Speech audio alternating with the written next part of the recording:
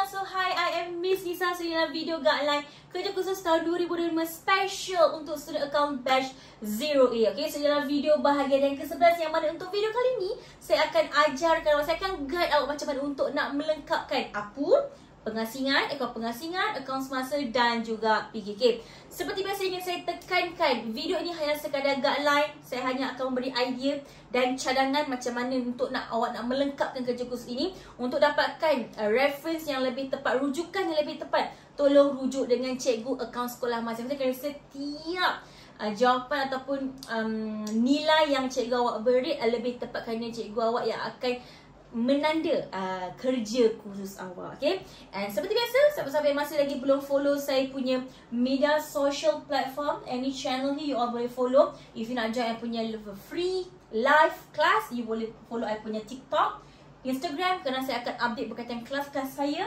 YouTube channel, sekarang tengok saya punya video guideline kan, mungkin saya dah nak habis dah. Mungkin saya akan upload video-video pembelajaran. Mungkin you all boleh follow I punya YouTube, and tolong tekan button loceng kat bawah tu, it's a free. Percuma jawab. Okay, so bila setiap kali saya upload new video dekat YouTube, you akan dapat notification. Dan kadang-kadang saya juga akan upload soalan-soalan exam serta skema jawapan di Telegram. Okay, so if you are ready, let's go everyone. Kita akan pergi pula kepada bahagian ke-11 kerja khusus Accounts 2025. Let's go. Okay, adik-adik, untuk kita nak teruskan menyediakan apur, akaun pengasingan, akaun semasa dan juga PKK, saya perlukan awak komplitkan dua perkara penting ini. Yang pertama, pastikan imbangan duga terselaras awak memang dah komplit, lengkap. And make sure jawapan di bahagian debit kredit untuk jumlahnya mestilah kena balance. Itu yang pertama. Yang kedua, pastikan awak punya lampiran F. Okay, lampiran F. Oh, sekejap. Sorry. Lampiran F adalah berkaitan dengan ikatan perkongsian. So bila berkaitan dengan ikatan perkongsian, sebab nanti ikatan perkongsian tu kita akan gunakan untuk menyediakan akaun pengasingan. Nampak banyak sangat, saya pun tak tahu mana satu ni. Okay, this one. Pastikan lampiran F ni pun awak dah complete kan. Sebab kita akan ambil saja nilai yang awak dah buat dalam tabel lampiran F ini. Okay, alright. So pastikan dua tu dah buat, baru you boleh fokus dengan apa yang video yang saya akan kongsikan pada kali ini. Alright, okay. So first thing first, apa yang saya cakap tadi adalah kita akan mulakan dengan apur. Okay, seperti yang awak nampak dekat soalan. Soalan minta awak sediakan apur, tapi dalam bentuk T. Selalu kan kalau dalam kita buat revision, kita buat soalan exam kan, dia akan minta dalam bentuk penyata, betul? Tapi sebabkan kerja khusus dia minta bentuk T, so awak kena buat dalam bentuk T. Okay, so this is the part. Okay, saya tutupkan macam ni dulu supaya bukan apa, supaya awak akan fokus dengan apa yang saya akan tunjukkan dekat sini. Kalau tak, nanti awak akan fokus dekat benda yang lain. Okay, so first thing first, kita pergi dulu kepada bahagian yang mana kita ada, okay, bila apur adalah kita ada belah debit satu, belah kredit satu. So kalau you kena ingat, if you still remember, bila kita buat apur, okay, bentuk T, jualan akan berada di belah kredit, belian akan berada di belah debit, or we call as a cost jualan. Okay, so here nanti kat sini you akan dapat untung kasar, sini you dapat rugi kasar, and then here is total. Okay, macam tu. So this one you akan bawa ke bawah, you akan bawa ke bawah, maka here is rugi kasar, here is untung kasar. Lepas tu baru you proceed. Dekat sini akan ada hasil, dekat sini akan ada belanja. Okay, so apa yang akan buat lah, kita akan start dulu dengan bahagian jualan, belian, hasil dan belanja. Satu-satu. Okay, so now kita akan pergi dulu kepada imbangan duga kita. So apa kita perlukan? Jualan, tolak pulangan jualan. So you all tak payah tengok I punya map, you all tengok punya imbangan duga terselaras. Okay, so macam kalau I kat sini, I nampak ada jualan dan pulangan jualan. So I akan masuklah jualan, this is the amount, and pulangan jualan, this is the amount. Okay, cuma satu perkara yang saya ingin nyatakan, this based on my idea and cadangan. Tolong tanya cikgu sekolah awak. Okay, for my opinion, untuk bahagian part jualan, kita ada dua sumber pendapatan utama dalam kita punya perniagaan deko ini. Yang pertama, kita jual barang deko. Yang kedua, kita ada buat perkhidmatan pemasangan. So pemahaman saya untuk berkaitan dengan jualan, ataupun bahagian dekat bahagian atas kita ada jualan kan, bisnes kan ada dua, jual barang dan juga perkhidmatan. Kalau kita jual barang kita panggil jualan. Kalau kita buat perkhidmatan kita panggil perolehan. So disebabkan perkhidmatan tu is our main income punya bisnes, so I tak masukkan dia dekat bahagian hasil tau. Maksudnya Allahuakbar. Maksudnya saya tak masukkan dia dekat sini. Saya akan letak dekat dalam sini. So nanti saya akan buat jualan tolak pulangan jualan. Lepas saya dapat, I akan tambahkan dengan I punya perolehan, iaitu perkhidmatan pemasangan.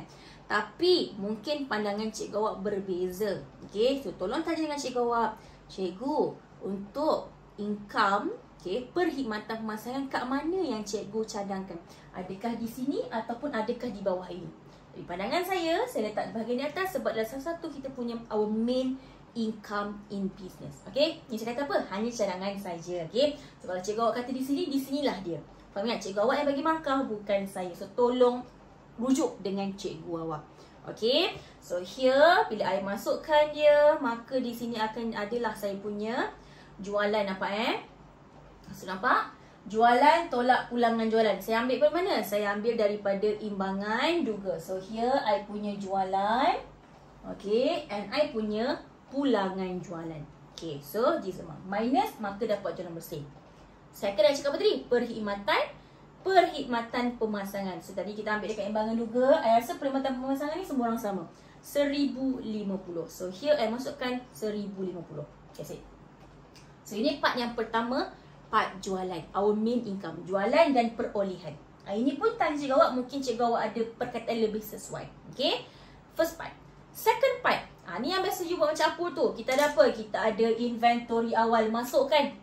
Dekat imbangan duga ada. Lepas tu belian, tolak pulangan belian, tolakkan dapat belian bersih, letak sini. Ini jangan tanya imbangan kat mana tak? Ni semua saya buat imbangan duga selaras. So you all kena tengok imbangan duga keselaras masing-masing. Dapat dia one. And then kita tak ada audi, angkutan masuk tak ada, upah atas belian tak ada, duty atas belian pun tak ada, insurans atas belian pun tak ada. So terus kita akan tambahkan kita punya belian bersih dengan inventory awal. You akan dapat kos barang untuk jual. Dan dapatkan kos jualan, you akan tolakkan dengan inventory akhir. Inventory akhir yang you ambil daripada this one, lampiran E kat bawah sekali. Semua orang tengok lampiran E masing-masing dekat muka surat 29, dia is your inventory akhir. Alright. Lepas saya tolakkan, maka dapatlah kos jualan. So bila dapat kos jualan, kasih dapat yang mana you nak tahu untung atau rugi. So you fikir logik. Bila you total up kan, so total up kan, jualan dengan perkhidmatan pasal this is the amount. Tapi this is I punya kos jualan. So nampak tak? Apa yang I dapat lagi besar daripada apa yang I spend. Duit I keluar untuk beli barang dan sebagainya. Inilah dia. Kos jualan tu maksudnya duit yang kita keluar untuk beli barang selepas kita tolakkan dengan inventory akhir. Why? Sebab kita akan ambil nilai jualan, kos jualan yang kita berjaya jual saja. Untuk barang yang tidak berjaya jual, kita akan exclude. That's why inventory akhir kita exclude. Sebab dia adalah barang yang tidak berjaya dijual. So tengok, besar ni. Lagi besar daripada you punya spend. So Mizat dapat untung. So dia kena imbang. Kiri dan kanan dia kena imbang. So kalau sini 76985, sini pun 76985. So amount yang ni ibarat macam ala nak cek bagi HB tu. So I ambil this amount, amount dapat dari mana ni? Ni dapat dari mana? Ni dapat daripada total semua. This amount, I tolakkan dengan I punya kos jualan. Kan macam kita buat bentuk T, bentuk penyata pun. Kita ambil jualan bersih, tolak dengan kos jualan. Sama je. So jualan bersih ataupun jualan sekali dengan perkhidmatan pemasangan ni, I tolakkan dengan inventory akhir, maka dapat jawapan. So this untung kasar. Untuk kasar kita akan bawa pergi bawah, maka dia akan jadi ke sini. Untuk kasar ya, kita bawa ke sini. Macam tu. So settle part mana? Settle part jualan, kos jualan ataupun belian dan untung kasar. Now kita akan proceed pula dengan hasil. Daripada imbangan duga, ini apa yang saya buat? Mungkin Cikgu Awak ada cadangkan dari segi perasaan tu, Cikgu Awak suruh wujudkan hasil. Mungkin. So you buatlah hasil. So daripada apa yang sedang imbangan duga saya ni, saya cuba ada satu sahaja hasil. So saya pun masuklah hasil, iaitu apa tau? Iaitu faedah atas simpanan. Tak ada lagi dah? Tak ada, biarkan. Next kita pergi dekat belanja lah, belanja. So from here you akan listkan all belanja. So kat mana nak tengok ni? Semuanya you akan tengok daripada awak punya imbangan duga. So I pun masukkan lah. Okey, so antara yang pertama kita ada apa? Sewa utility. Awak ambil amount awak masing-masing. Okey. Lepas tu kita ada faedah pinjaman. Faedah pinjaman ni adalah faedah pinjaman bank. Faedah pinjaman. Kalau kita faedah pinjaman perkongsi, kita akan tulis faedah pinjaman perkongsi. Perkongsi B tersebut. Okey. Okey, gaji pekerja, senilai kenderaan, senilai lengkapan. Okey, lepas kita ada hutang ragu, penambahan peruntukan hutang ragu, promosi. Ini yang saya buat perasaan hari tu, belanja am. Ni malah you tak tahu mana-mana saya dapat amount ni, terus tolong tengok video-video saya sebelumnya, okey? Faedah ni. Nampaknya kita dua pinjam. Kita pinjam dengan bank satu, kita pinjam dengan perkongsi. Perkongsi tu dekat urus niaga yang pertama. Okey, dekat urus niaga yang pertama. Itu adalah pinjaman dengan perkongsi. Okey, masuk juga. Okey, dia tak masuk dalam ikatan perkongsian. Okey. Kalau ikutkan kan, hasil dan belanja yang related dengan perkongsi masuk dekat akaun pengasingan. Tak. Kita masuk dalam akaun perdagangan untung rugi. Alright? Okey. Untung bersih. Okay. Dah settle semua ni, dan barulah you nak kira untung bersih, untung kasar. Macam mana you pun kira. Okay, so on this side you nampak, you tambahkan this one, you compare this one, you nampak, oh belah yang ni untung kasar dengan hasil bila tambah dapat lagi besar daripada belanja you. So kita dapat, oh untung lah. Sebab apa you punya, apa you dapat dengan apa yang you spend lebih besar. So you kira kat sini 3869, you akan tolak dengan sum belanja, and then you dapat this amount. Okey, ibarat macam cerita bagi HB bagi BB. Okey, sudah dapat jawapan. Sudah apa? Inilah dia untung bersih. Tapi kalau amount belanja you lagi besar daripada this side, maksudnya apa? Maksudnya itu adalah rugi bersih. Okey, settle that part. So, inilah untuk nak menjadikan akaun perdagangan rugi. Pastikan setiap nilai yang awak masukkan ni adalah nilai yang awak tengok daripada imbangan duga terselaras. Okey, jangan tengok pada imbangan duga yang sebelum pelarasan. No. Tengok imbangan duga selepas kita buat pelarasan. Okey? Settle apa? Okey. Yang kedua kita akan pergi kepada akaun penghasilan. Ini lagi simple, lagi senang. Why? Kita hanya rujuk sahaja kita punya lampiran F. Okey, format pun semua orang tahu. Kalau kita tengok dekat textbook pun kita tahu. Okey, kita akan ambil untung bersih daripada apur yang kita buat tadi di sana. 21772, masukkan this one. Okey? Daripada semua ni, hanya satu saja yang hasil. I explain sikit lah Faedah atas ambilan is hasil. Why? Kita kenakan dia faedah sebab dia membuat ambilan. Dia ambil sesuatu daripada perniagaan kita, kita kena faedah. Why? Sebab kita nak menghaidkan perkongsi-perkongsi kita ni daripada dia ambil selalu. So, perkongsi kena bayar faedah dalam perniagaan kita. So, kita ni in POV of perniagaan. So, kita kena fikir kita adalah perniagaan. So, bila dia bayar kat kita, so hasil. Faham tak? Macam ni, kita bayar gaji, bayar belanja. Faedah atas modal. Kita bayar faedah dekat perkongsi sebab perkongsi letakkan modal dalam perniagaan. Kita bayar. So, belanja. Okay, so one and only hasil yang ada dalam akaun pengasingan hanyalah faedah atas ambilan saja. So, amount ni saya ambil kat mana? Saya ambil saja daripada lampiran F here. Faedah atas ambilan 43. So, saya pun masukkan sini 43. Tambahkan semua. Okay. Tolakkan dengan apa? Faedah atas modal dengan gaji perkongsi. Kalau kita tengok dekat lampiran here, kita ada gaji perkongsi. Okay. Ini belanja, ini hasil, faedah atas modal adalah belanja, faedah pinjaman. Okay. Cuma bezanya ini dia special, dia masuk dalam apur. Sebab dia adalah perbelanjaan yang urgent yang perlu diselesaikan, dijelaskan. So dia tak masuk akaun pengasingan. Dia masuk dalam akaun perdagangan untung rugi. Okay. So kita hanya tinggal apa? Gaji perkongsi, faedah atas modal. So masukkanlah. So gaji perkongsi 10,000, faedah atas modal 833. So saya pun masukkan. Tada. Total up, put here. Ambil this amount ni, lepas tambah this amount, tolak this amount, dapat this amount. So inilah dia untung bersih yang sebenar-benarnya. Okay, so amount ini yang kita akan bahagikan dengan perkongsi kita. Macam mana nak bahagi? Apa ni? Nisbahnya dapat dari mana? Dapat daripada soalan awak. Yang mana dekat soalan hari tu, kan kita dah buatkan dalam ikatan perkongsian hari tu, di mana kita dah tetapkan untung atau rugi dibahagikan mengikut nisbah 7, nisbah 3. So, untuk perkongsi pertama akan jadi 7 per 10. Sebab 7 tambah 3, 10. Perkongsi kedua kita bagi pecahan 3 per 10. That's why dia jadi macam ni. 7 per 10 darabkan dengan 1082. 3 per 10 dapat ni. Kalau kata dapat perempuan, jangan risau, jangan panik. Berialah awak nak tukar nombor supaya tak nak perpuluhan. Tak apa. Saya dapat perpuluhan juga. Saya bundarkan. Kalau lebih, kalau 5 ke atas, kita tambah 1. Kalau bawah, kita jangan tambah 1. So ni pun saya dah buat, saya tekan kereta dapat pecahan, saya bundarkan. Okay, bila I tambah here, I put here Y kosong, kita nak menunjukkan segala untung bersih yang kita ada ni kita dah delegate. Kita dah agihkan kepada pekongsi-pekongsi kita. So tak ada tinggal satu sen pun tinggal. So dia saya dapatlah kosong. Okay, so inilah dia akaun pengasingan. Jelas. So this is akaun pengasingan. Okay, so settle part yang kedua. Okay, now I nak masuk pada akaun semasa pula. Okay, sebelum saya masuk akaun semasa, izinkan saya mencelah sikit untuk saya nak share dengan awak yang mana saya ada menjalankan. Saya ada buat private class secara online, and kelas saya memang tak ramai awak. Okay, latest ni saya rasa macam dalam ada yang masuk pun less than 20 orang ke bawah. Memang tak ramai. Sekarang saya tengah cakap ni sebulan Mei. Okay, 20 orang ke bawah. Okay, yang mana saya mengajar untuk subjek account, subjek maths. Account saya buat setiap hari Sabtu dan maths saya buat setiap hari Jumaat. Okay, so this is the time lah, timetable. Okay, let's say Miss, I punya timing clash lah dengan Miss. I tak boleh nak join kelas ni sebab timing clash.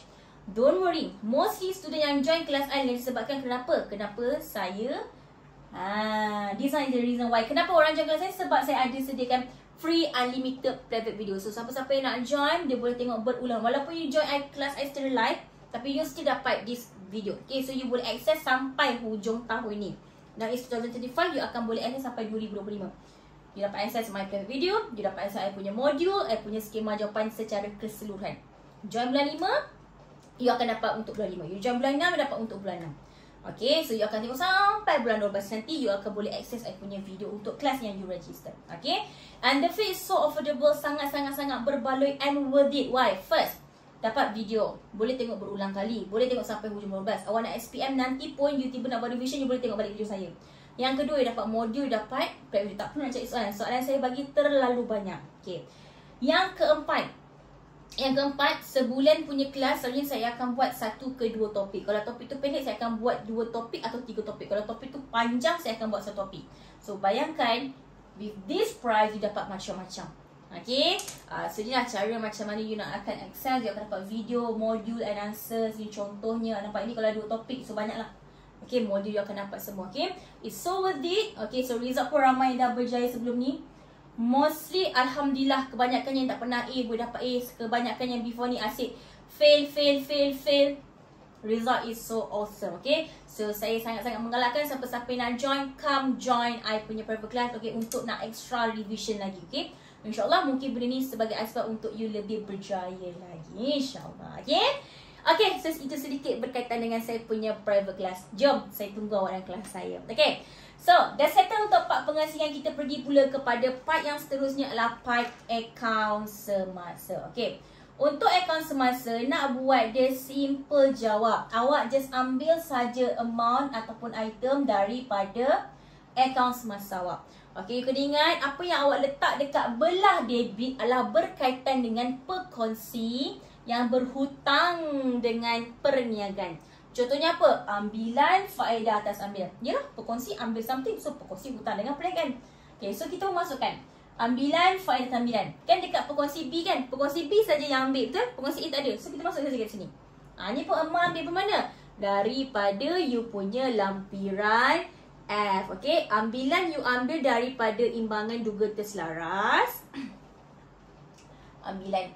Okay, pekongsi B. This one. Okay, faedah atas ambilan you ambil daripada mana? You akan ambil dia daripada here. Okay, faedah. Okay, ataupun tak nak pening-pening, tak payah pening lah. You ambil je dekat atas ni. Kan awak dah buat akaun pengasingan tadi kan? 43. Tu masuk. Okay, here. Okay, untuk yang ni tak ada. Okay. Next, baki bibi dulu. Okay, akaun semasa is actually ledger. You kena ingat, bila kita buka ledger, selalu kan mesti akan start dengan baki bibi kan? Okay, so you kena masukkan dulu. Kat mana dapatkan baki bibi akaun semasa ni? Dalam imbangan duga terselaras. Ini semua orang sama. Okay, ni akaun semasa, ambil saja amount ni. Okay, daripada imbangan duga terselaras awak. Alright, okay. Seterusnya, faedah atas modal, gaji pekongsi. Ambil kat mana? Ambil daripada lampiran F. Okay, so you pun ambil daripada lampiran F, faedah atas modal U. So here is the amount. Mana lampiran FI? Okay, ya. Yeah. So asing kan ambil asing. 583,250 pun saya pun masukkan. Tu gaji perkongsi. Okey. Sebetulnya cakap, kalau belah sini perkongsi berhutang dengan perniagaan. Belah sini perniagaan berhutang perkongsi. So bila gaji, you jangan ambil gaji yang ini. Macam I kan seorang 5,000, so 2 orang 10,000. Jangan. Tapi awak akan ambil amount yang berapa lagi yang dia tak bayar, yang perniagaan tak bayar. Macam hari tu I bayar gaji 5,000.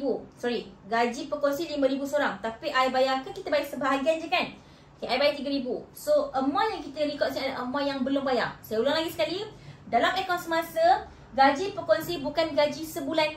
Bukan, tapi gaji yang kita tak bayar lagi. So, tolong check balik. Dia adalah urus niaga yang ada kata gaji pekerja kita bayar penuh, tapi gaji perkongsi kita bayar sebahagian. So, awak akan letak amount yang kita hutang. Faham Okay, sebab this one adalah berkaitan dengan liability. Liability kepada perkongsi. Faham? Okay. Okay, faedah atas pinjaman memang tak bayar langsung. Sekarang kita baru pinjam. Mana ada kita bayar? Kalau kita tengok urus niaga pada awal sampai habis, tak ada. Kita cuma bayar faedah pinjaman dengan bank tu saja. Tak bayar juga masukkan. Kalau kita dah bayar, kita ikut tau. Ni kalau yang kita tak bayar saja. Okay. Penghasilan untung rugi yang mana? Here. Sebab kita dapat untung. So, untung ni perniagaan kena bayar dekat perkongsi. So, tapi perniagaan tak bayar lagi. Sebab kita pun baru kira. So, ambil amount ni, saya masukkan. Settle. Okay. Lepas tu tutup, cari baki HB, cari baki B. Ada orang akan dapat kedua-dua baki HB dekat belah sini. Lepas tu baki B kat sini. Tapi macam saya dapat salah satu. Okey je. Tak ada masalah. There is no big issue. Okay. Macam saya nampak yang bedah ni belah debit lagi besar daripada kredit. So baki HB kat sini. Manakala Nisa ni, dia punya nilai baki kredit lagi besar daripada debit. So baki HB kat sini. Seperti biasa, baki HB kena bawa turun bawah baki BB, baki HB bawa turun bawah jadi baki. Ini penting sebab benda ni nanti kita akan masuk dalam PKK. Settle part account semasa. Okay, dah settle this part. Baru kita pergi kepada PKK. Okay, untuk PKK macam mana? Kejap, bagi saya tutup dulu bawah ni. Sebab saya nak fokus dengan apa yang saya tunjukkan. Okay, tutup sikit je. Okay. Seperti biasa, apa kita buat adik-adik? Kita buka dulu kita punya aset bukan semasa. Buatlah. Dekat mana semua dapat ni? Dalam imbangan duga terselaras. So, kita pun pergilah kepada imbangan duga terselaras kita. Okay? Ada dua je korang. Semua orang sama. Kenderaan kelengkapan. Masukkan 20,000, 12,500. Okay? Lepas tu S&T ambil amount. Jangan ambil imbangan duga lama. Ambil imbangan duga terselaras. Okay? Nampak? This amount. Tolak dapat nilai buku. Top up here. Okay? Next, kita ada apa? Kita ada aset semasa. Antaranya, ambil je masing-masing. Inventory akhir, simpanan tetap. Okay. Kenapa simpanan I masuk dekat bahagian sini? Kenapa tak ambil dekat bahagian kenapa tak letak dia dekat aset semasa? Kalau you baca dekat soalan, dia ada tulis yang dekat soalan tu 6 bulan. You all tengok dekat muka surat 2, dekat bahagian baki awal tu simpanan you baca 6 bulan. You tahu kan, kalau you simpan more than 1 year, so that aset bukan semasa. Tapi sebab kita 6 bulan daripada tarikh tu, so dia adalah aset semasa. Okay, so that's why kita dapat masuk aset semasa. Sebab tu bila taruh tu, you kena baca, you kena cari. Bukan I main taruh je tau. Study benda tu. Okay. Okay. Next, tunai di tangan, tunai di bank, dekat imbangan duga, terselaras, deposit sewa pun. Okay. Sebab tu sebelum you buat benda ni kan, I suggestkan you pergi imbangan duga, you cari dulu. Okay, mana? Okay. Aset semasa, tunai di bank, aset semasa, simpan aset semasa, aset semasa. You filter dulu aset semasa. Okay, cari. Okay, ABT, aset semasa, cari. Dah filter, baru you boleh masuk dalam PKK, baru kerja you senang. So inilah antara item dia, okay. Deposit utility, sewa prabayar, faedah simpanan belum terima, ABT, ada PHR. Letak dekat sini, tolakkan dulu, lepas tolak baru letak sini. Total up, here barulah dapat total di semua. Macam tu, okay. Dah settle that part. Apa you akan buat adalah liability semasa pula. Okay, you pun sama juga. Tengok dekat you punya imbangan tu duga terselaras, mana berkaitan dengan liability. Filter. Saya check cuma ada ABP dengan utility belum bayar. So kita masuk ada tu saja. Kalau ada tu je lah. Okay, satu lagi. Oh, banyak ni. Okay. You dah masukkan semua ni. Okay, berkaitan dengan pinjaman perkongsi bedah. Kenapa saya letak liability semasa? Kenapa saya tak letak liability bukan semasa? Kalau you baca balik dekat urus niaga yang ketiga, here, nampak dia kata yang mana dijelaskan dalam tempoh setahun. So dia tak hutang lama-lama korang. Setahun je. So takkan letak kat liability bukan semasa kan? Tak logik. So kita letak kat mana? Liability semasa. Sebab saya bagi reason why. Okay. Okay, dapat je you punya liability semasa. So aset semasa tolak liability semasa, nanti you akan dapat modal kerja. So you akan ambil modal kerja you, tambahkan dengan total aset bukan semasa, dan you akan dapat your first imbangan. Settle. Aset bukan semasa, aset semasa, liability semasa. Okay, the second part. Kita akan start dengan equity tunggal. Okay, dia berbeza dengan milikan tunggal. Milikan tunggal selalu kita buat kita akan buat modal awal tambah untung bersih, tolak ambilan dapat modal akhir, betul? Itu milikan tunggal. Tapi untuk perkongsian, untung bersih tak ada, modal tak ada. Kenapa? Sebab untung bersih, untung bersih dengan ambilan tak ada. Why? Sebab untung bersih dengan ambilan kita dah masuk dekat dalam kita punya kos masa. So, baki BB yang ada dekat sini adalah sebagai wakil item-item ni. So, amount this amount untuk baki BB dalam akaun semasa, dia akan dimasukkan dalam equity milik. Macam mana cara masukkan dia? You kena ingat, akaun semasa dia macam akaun modal. It's under equity milik. So, apa yang you nampak kalau baki BB dekat belah kredit, positif. Tapi kalau nilai akaun semasa awak, baki BB dekat debit, dia jadi negatif. So, that's why yang ni, 18120, I akan letak dia as a positif. Yang ni 1408 I akan letak sebagai negatif sebab dia dekat belah debit. Okay, so here kalau you nampak tak ni? Nampak? Positif, negatif. Okay, yang modal ni semua orang sama lah, 70,000, 30,000 masukkan. Okay, so here should be I total up dia jadi 100,000. Okay, so here tolak dapat this one, so this one tambah this one dapat this one. Okay, tak habis lagi. Kita ada apa? Kita pinjam dengan bank tu. Pinjam dengan bank, okay. Kat sini kita ada pinjaman dengan bank. Kita pinjam dengan apa? Dengan bank. Ni amount dia 42,300, okay. So, I pun masukkan I punya liability bukan semasa, pinjaman pinjaman bank. Bukan perkongsi jangan buat perkongsi perkongsi tu yang dekat atas ni, okay. Pinjaman bank 42,200, 42,300. Maaf kalau tersalah, sekarang dah pukul apa ni? Pukul 3 pagi. Sorry kalau tersalah banyak kali. Okay. So this amount, I tambahkan this amount, and here we go. So maka nilai you akan balance. Tada! Saya buat benda tak lama pun. Saya buat lebih kurang dalam 15 minit. Apa? Akaun pengasingan, akaun semasa, dan PKK. Bukan sebab saya cikgu akaun saya boleh buat cepat, bukan. Tapi sebab apa? Sebab kita ada information lengkap. Imbangan juga terselaras awak ada. Lampiran F awak pun dah siap. Inventory akhir awak pun dah ada. So kerja awak cuma masuk-masukkan sahaja. Plus awak pun dah belajar kan macam nak buka akaun pengasingan, akaun perdagangan untung rugi, akaun semasa dan PKK kan.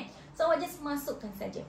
And then you complete lah you punya keempat-empat penyata kewangan, apur, pengasingan, akaun semasa dan juga PKK. Okay, so I hope this video akan mudahkan lagi awak untuk buat benda ni. Sebab ni lah part yang crucial part, is it? Tak balance lah, apalah. Tolong hati-hati. Kalau tak balance, cari. Okay, kalau boleh tolong tanya dengan cikgu awak kalau boleh kan. Cikgu awak pun tak sempat rasanya untuk nak check kenapa tak balance. Okay, start balik, tengok balik. Mungkin daripada, sebab tu saya cakap, selagi imbangan duga terselaras awak tak balance, lagi tu jangan start apur. Jangan start pengasingan, jangan start akaun semasa, jangan start PK, jangan. Make sure settlekan dulu this one, baru you start buat penyata kewangan. Kalau tak, kat sini huru hara. Kalau sini balance, nak masuk bawah ni senang sangat. Serius cakap. Okay, so make sure imbangan duga terselaras, make sure you kena kasih settle dulu. Okay? Okay, so saya rasa itu sahaja untuk video bahagian ke-11 ini. Untuk penyata kewangan, sejumpa saya lagi dalam beberapa video saja lagi. Okay, untuk berkaitan dengan analisis tafsiran dan juga belanjawan tunai. Okay, so I think that's all for today. Kita jumpa lagi. Assalamualaikum on next video. Bye. Thank you for watching. Jangan lupa untuk subscribe Miss punya YouTube channel and then like, share and comment. Okay, bye.